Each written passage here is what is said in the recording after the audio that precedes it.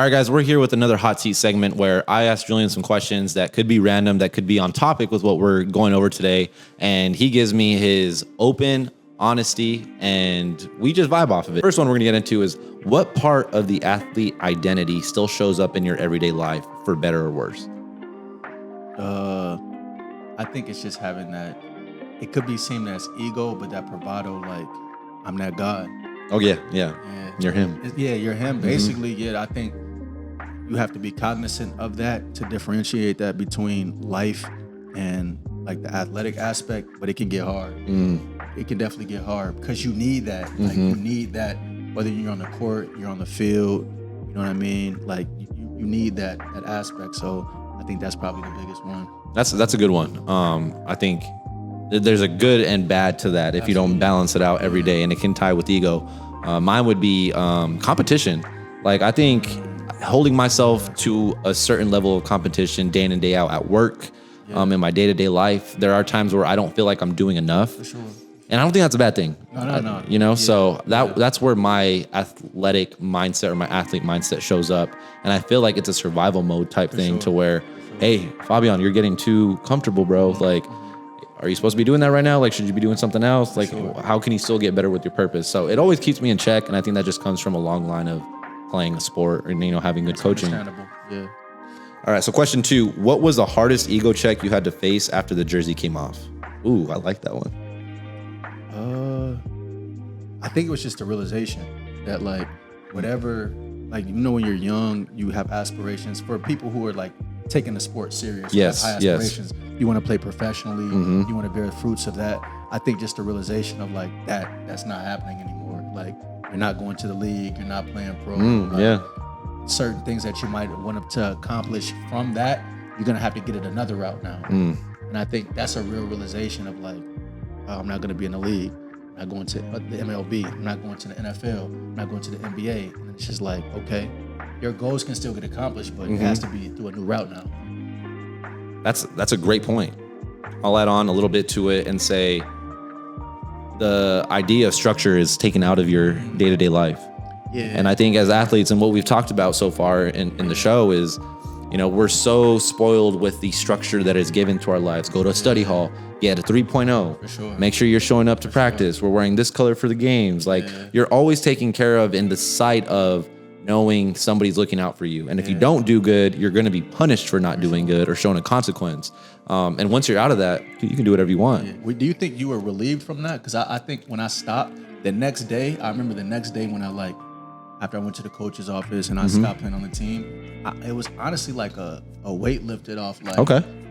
But I had already been in a mindset like I was kind of I got you. So, but it was more so like, all right, and I'm speaking in college. Okay, right. It was just more so like, okay, I have class, and then like I can go work out if I do whatever. want, Yeah, you know what I do mean? it. But there's like, it was so much more of the day that I had, like, and it was just more so like, at least for me, it was a relief to where it was like, I don't have all these other things that I have to do.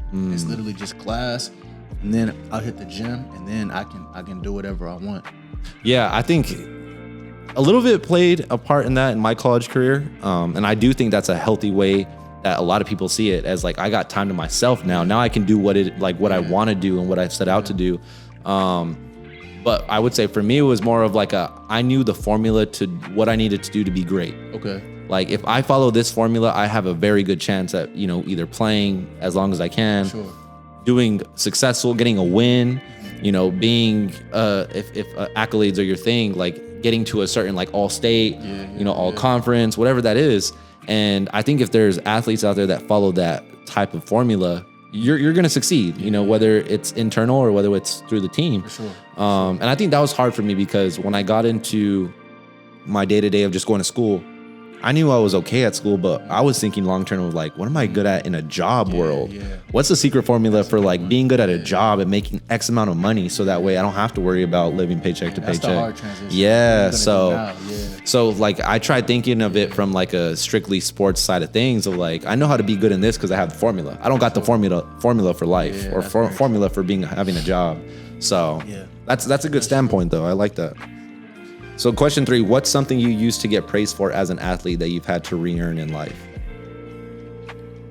just the athletic aspect of it. You know, like whatever you're good. Like it depends on what sport you're playing. But just being a good athlete, like you just like what everything that encompasses that. So whether you're like you're good at, you know, you're a point guard, let's say, and you're good at like shooting, you're good at passing, you're good at assessing. Like you get praise for your game. Yeah. You know what I mean? You get praise for like the accolades that you have within your game, the qualities that you have in your game, and that varies within sport. And then when you stop playing that sport, I mean, there's no praise for that. That's anymore, true. Yeah. You know? So I think it's just what type of athlete you are, and then the praises that you get from being that type of athlete that ends once you stop. And you got to find that new thing to be you know, sound in and good at, so that way you can you know, reach that praise. And I know it sounds bad. Like I think the way it's worded is kind of tough because we think of praise of like validity. Yeah, absolutely. But I think it's always nice to be praised in a work environment because you feel good. It's credit. Yeah, it's credit. Exactly. You know your worth towards a team or towards a company. Yeah. So what's something you used to? Dang, bro. I feel like in my college times it fell off a little bit, but as a whole, I think I was always a leader type mentality. You know, just you know, growing up and playing specific roles in teams and sports. Like I always had this like leadership mentality about me, and I think when I got out of the sport, I was so used to knowing like leadership is based off of conviction, which is based off of experience of doing something really well. I don't have experience in the real job market, like like I talked about earlier. And that was an insecurity for me. It's like, how am I supposed to be a leader and, you know, make an impact and listen to my boss say, hey, step up and be the guy for this when I've worked a year, bro. Like we got people over here working 6 to 7 years and they're still, you know, in the second level of their role. So that was hard for me to try to get used to. So I think as a praise moment, it was hard to try to like build that up again of like a leadership mentality and, you know, really get fitted and suited into that. So makes sense. For sure. Okay, question 4. Have you ever realized someone liked who you were more than who you are now? And how'd that feel? That's another good one. It is a good question. Honestly, so have I felt somebody like me? Yeah. Have you ever realized someone liked who you were? So like sports Julian, related, maybe. Sports Julian over who you are now? I'm gonna be honest, bro. Nah. Okay. And I think because like I've always just been me, even within playing like sports.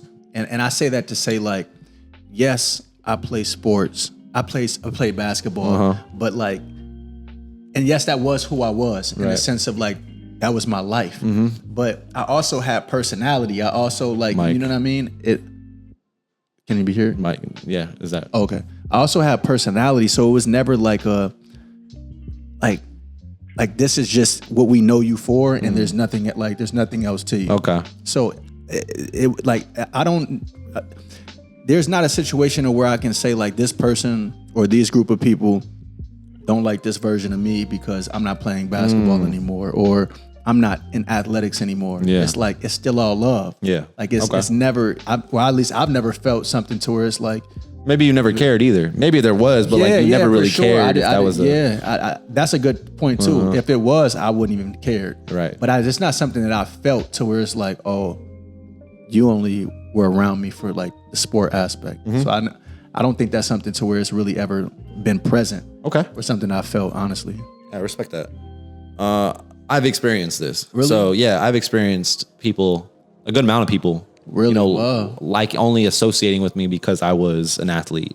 I think, and you can attest to this because like we talked about, you know, a little bit of our background. We both played at D1s for a certain amount of time. Regardless of where your D1 ball is played at, it's the top of the level. There's just there's like a camaraderie and there's like a flex and a group of people that come around you when you're playing at your top level and you have people around you like that. So when I was still in school and I was finishing out my undergrad, I went back to the school that I had started as a student athlete at.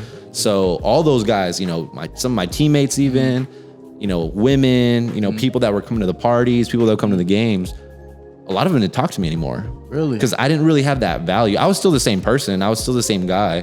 Maybe in negative ways was I not the same guy, if that makes sense. But in the good ways I was, you know, not acting different. But a lot of them just didn't talk to me. Wouldn't hang out with me. And I felt that like, yeah, bro. And just because you stopped playing? Just because I stopped. It's almost like being the cool kid in the block when you're in college. I say college is like anytime anyone asks, it's a bigger high school, it's a bigger middle school. And I feel like if you don't have an association with something, you're not going to have that type of group if they're not at a walk in their life to where they care about who they have around them. That's a good point. So for me, it was like, I was just a dude that was working 3 jobs, that was going from school to work to my other job to driving and getting to my other job. I'd go out maybe once a week, if that. And people don't like that in college. They want to go out. They want to be around the athletes. They want to be around people that matter. I get what you mean. So that's where it played a part. And yeah, it sucked, bro. I think that was a realization for me that got me to understand I'm comfortable with being on my own. For sure. You know, and it really got me on my grind because I was able to save up money to move out here. For sure. You know, before COVID. So okay. So yeah. Question 5. What's a discipline you had in sports that you wish you kept up with today? Oh. I'm gonna be honest, bro. There's nothing that's really changed for me. What's one that sticks out? Well, like I still work out. If anything, I like I work. I've taken working out to a new level since I stopped playing basketball. All right.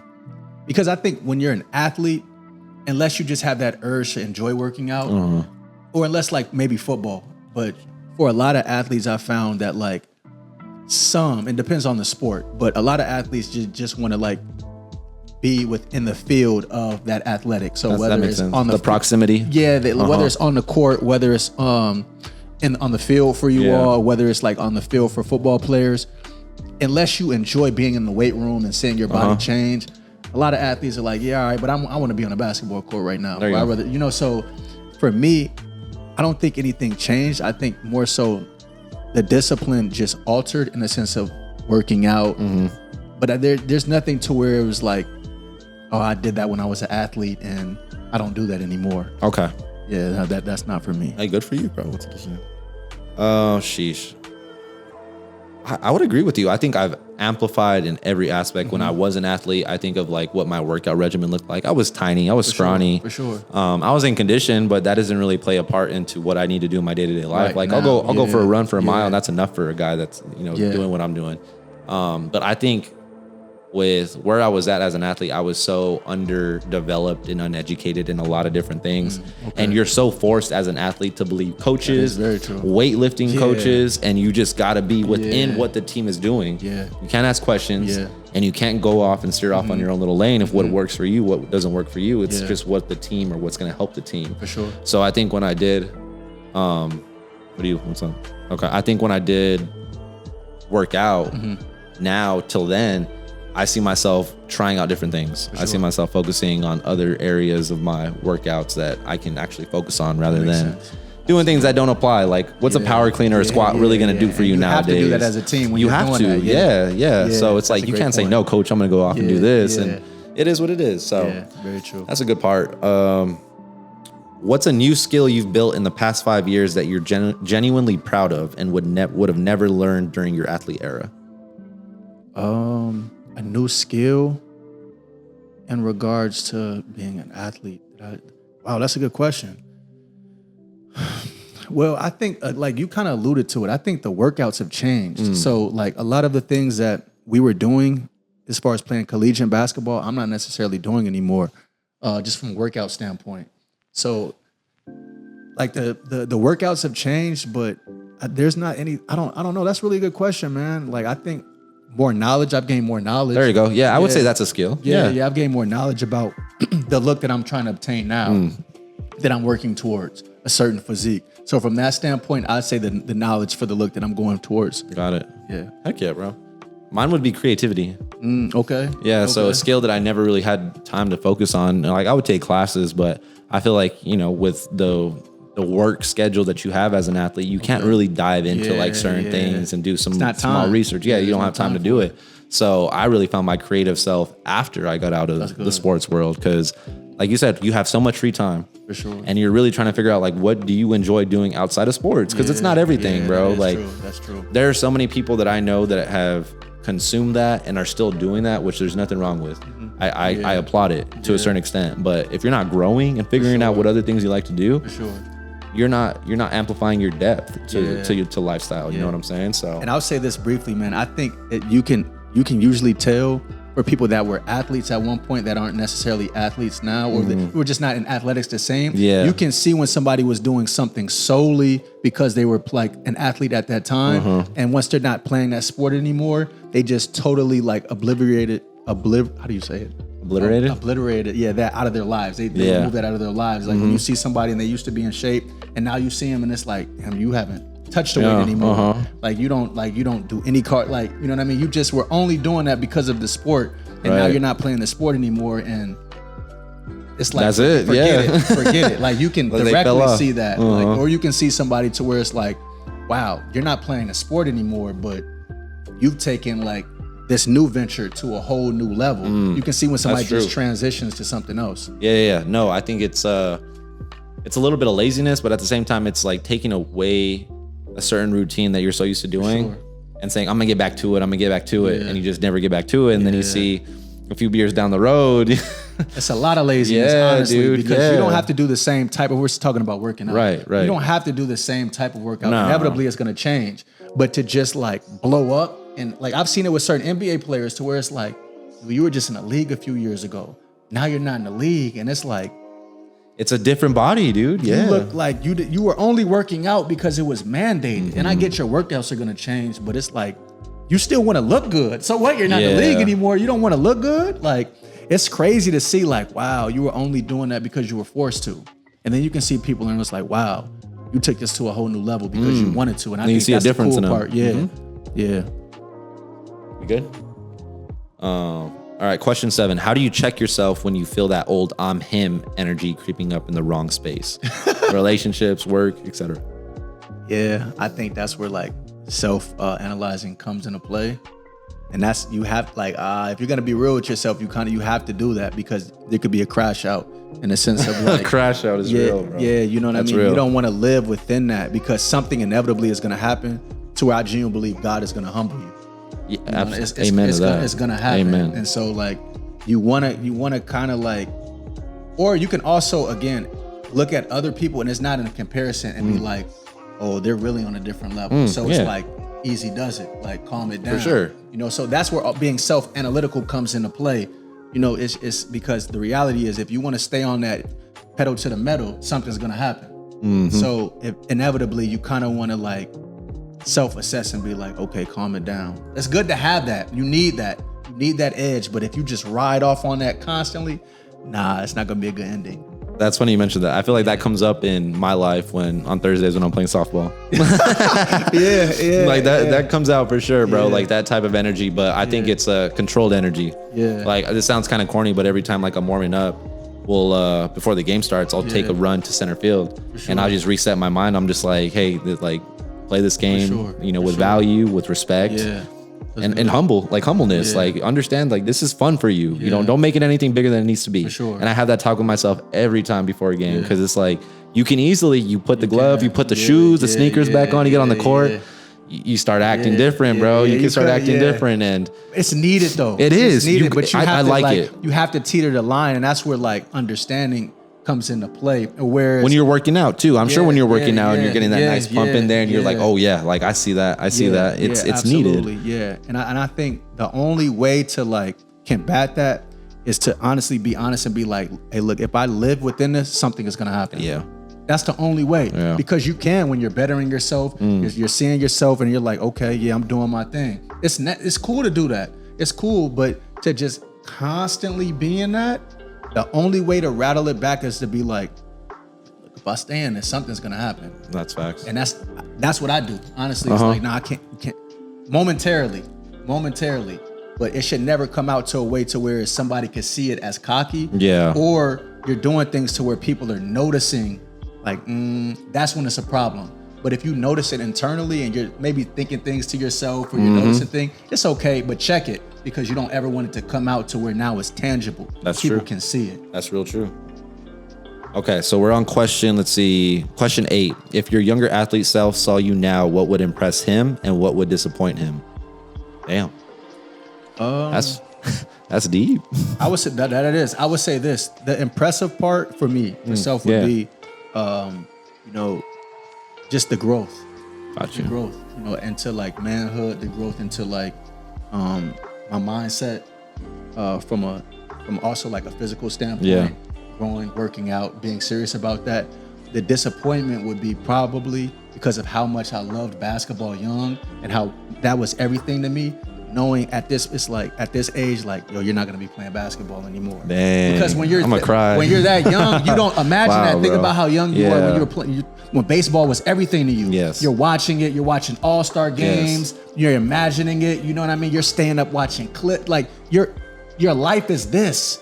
You're imagining going to the league, what you're gonna do, and then to be told like, that's not gonna be it. Dang, bro, we just That's got. not gonna be it. That's rough. No, that's a real That's thing. rough, dude. But Yeah, when I you're like that that. young, you're not picturing that. No. You're not picturing that. But and that's why the shift has to happen. Yeah. Because you can still be great. It just is gonna come from something else, and that's fine. That's cool. That's for most athletes. That's the reality. That's the reality. That's the reality. It's only, as far as basketball, it's only 2 rounds, 60 picks. That's true. So that's so, like, man, you have, like, it's a blessing to Gotta be get on your there. P's and Q's It's a for that. blessing to get there, you know, but it's not like you can't obtain all those other things through another source. Right. It just takes something else. That's all. Wow. Yeah. I don't know if I can follow that one up. That's real. Which I appreciate you sharing that. Dude. Thank you for being honest. Absolutely, yeah. Mine would be, let's see, I could agree with the growth. I'll take it a step further and say, I feel like it would be so cool to see how different I am now to where when I was young, it was very simple. I was anything sports related. I loved it, bro. That's all I was doing. I loved it. Very typical boy growing up. Yeah. But I think now to see how much more things I'm into, how much more experiences I've had without baseball. Yeah. It's made me who I am today and have had like amazing connections with people. For sure. And I think that would be like a huge, like, dang, bro, you really did that. Good for you. Like, good for you for getting out of that. A disappointment, obviously tied to the athlete side, is how things panned out for me, bro. For sure. I really think, and it's no excuse to like blame anyone or not, but like, I really think there was a role that was played that was unfair in my early on in my college career that just ruined my mental game. Like, and I didn't have the resources that were necessary to lean on that I should have had. For sure. You know, I had my dad, like he was there, but my dad's my coach anymore. He was high school. Like that was high school. That was old stuff. But I feel like if I would have had at least one dude in my young college career just kind of like walk me through and take me by the side and be like, bro, I'm gonna get you through this, I think I would have done amazing things. So I that's something that I battle with from time to time. I wouldn't say like all the time. I think when I first got out of the sport, it was a little bit more salty than anything. Absolutely. But I think from time to time, I do think of like, dang, what would my 15-year-old self or my 18-year-old self think of right now? And with my dad coaching still, they're going to the playoffs, and it's like, I put myself in that mentality of like, bro, I just remembered like, this is all I'm ever gonna do. Like you said, this is it for me. Like I know I'm going. I know I'm gonna make it big. I know I'm gonna do this. So yeah, that would be the main idea of it. But everything you said is true, bro. Which I love. I love that.